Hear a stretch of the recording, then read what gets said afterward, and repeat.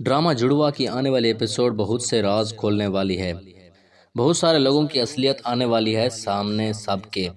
सबसे पहले आप लोगों को आने वाले एपिसोड में दिखाया जाएगा कि जब ज़ारा को इल्म हो जाता है कि विक्की ने सारा को अगवा किया है तो वो उसे छुड़ाने के लिए अपनी गाड़ी में बैठकर जा रही होती है।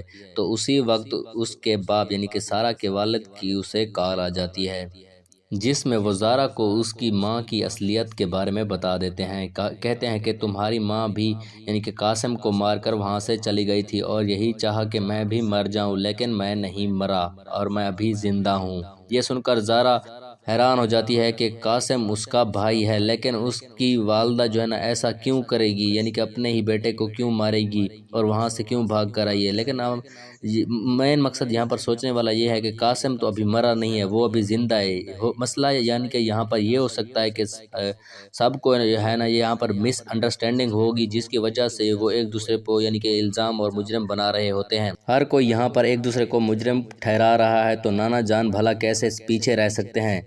तो वो ज़ारा की माँ से गुस्से में आकर कह रहे होते हैं कि तुम क्या चाहती हो कि मैं उससे जाकर बता दूं कि उसकी जुड़वा बहन को कत्ल करने वाला भी अभी तक कराची शहर में घूम रहा है, यानी कि मौजूद है। ये बात उन्हें नहीं मालूम थी नहीं होती है कि ज़ारा सुन रही होती है। ज़ारा जब ये बात सुनती है तो उसका रिएक्शन बहुत ही अजीब होते हैं। उसे समझ नहीं हो रहा था आखिर चल क्या रहा है इस ड्रामा, इस यानी कि घर में क्या मामलात हो रहे हैं, कुछ भी इल्म नहीं होता उसे।